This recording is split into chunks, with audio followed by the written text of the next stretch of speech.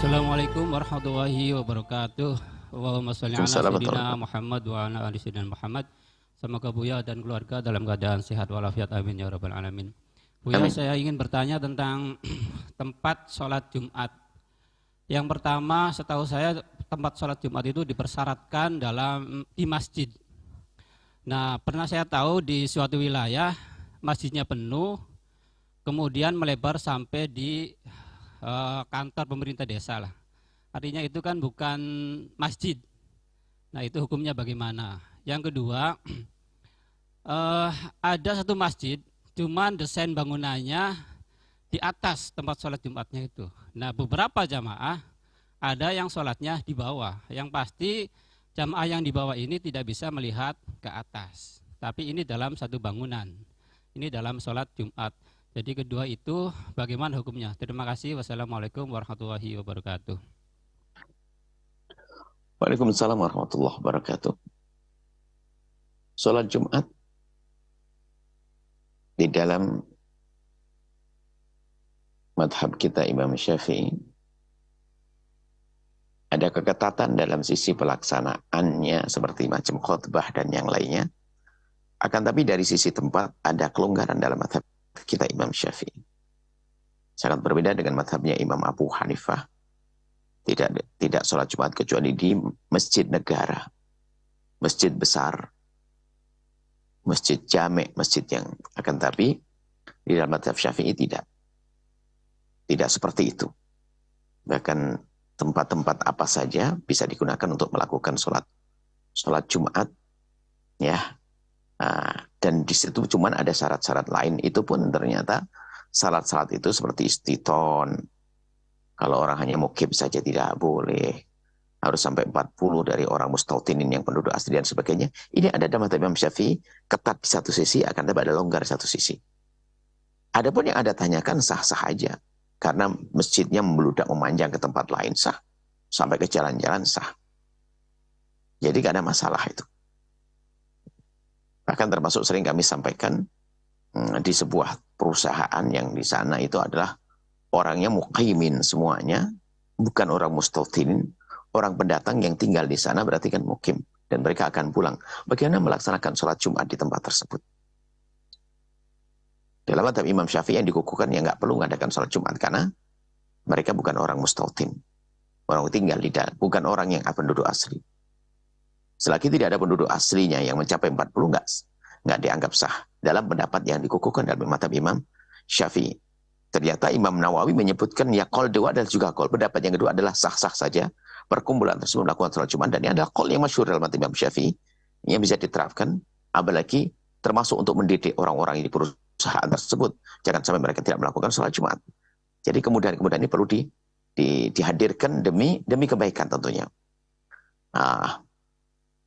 Kemudian, jadi sah-sah saja sholat seperti tersebut, seperti yang disebutkan tadi. Bahkan kalau saat ini di sebuah tempat, perusahaan di tengah ini, kita perlu mengambil pendapat yang kedua. Dan sebagian orang mungkin menganggap ini adalah tatabu rukhas, ngentengin. Oh enggak, justru ini tatabu'ul syara'id, yang semula tidak melakukan Jumat menjadi Jumatan. Mungkin dalam bahasan fikih harus ada tatabu'ul syara'id, tatabu'ul rukhas ya. Mengikuti sesuatu yang gampang-gampang, itu bisa saja dianjurkan, bisa saja bentuk meremehkan syariat ada. Tapi tatabu syada'id, jadi yang semula tidak wajib Jumat menjadi wajib Jumatan, bagaimana ayo? Nah, ini artinya ini perlu ada kemudahan-kemudahan yang kita hadirkan. Kita katakan sholat Jumat itu adalah sah dengan cara semacam itu. Dan termasuk yang ditanyakan sholat Jumat adalah sah. Apalagi termasuk dalam satu imarah. Jika itu masjid atas dengan bawah.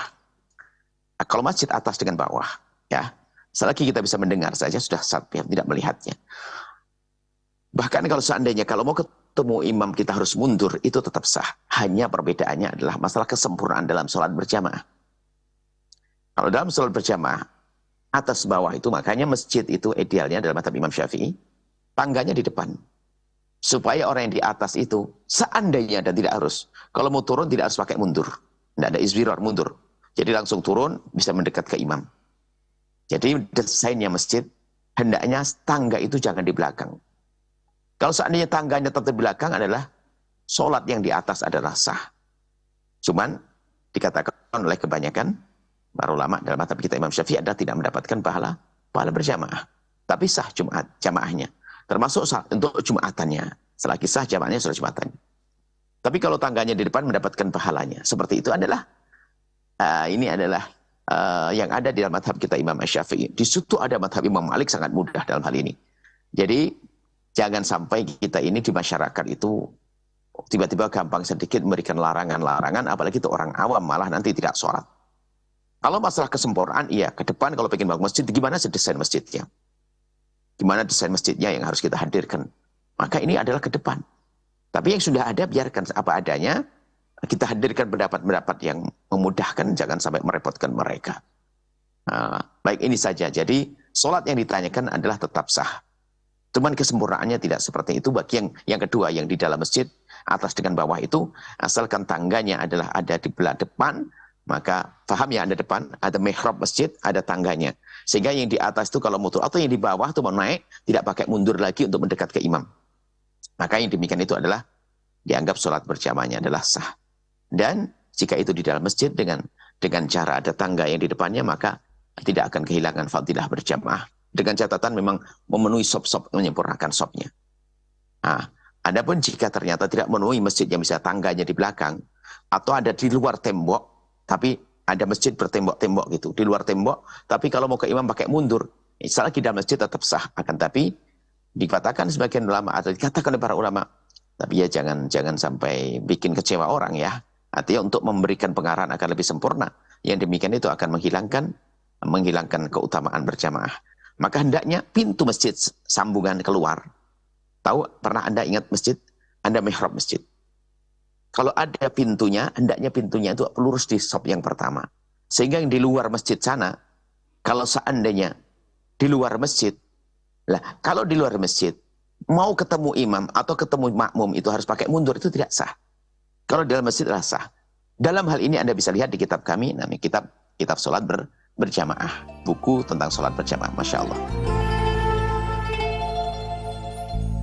Sahabat Al-Bahjah TV, setelah menyaksikan video ini, jangan lupa bersolawat kepada baginda Nabi Muhammad.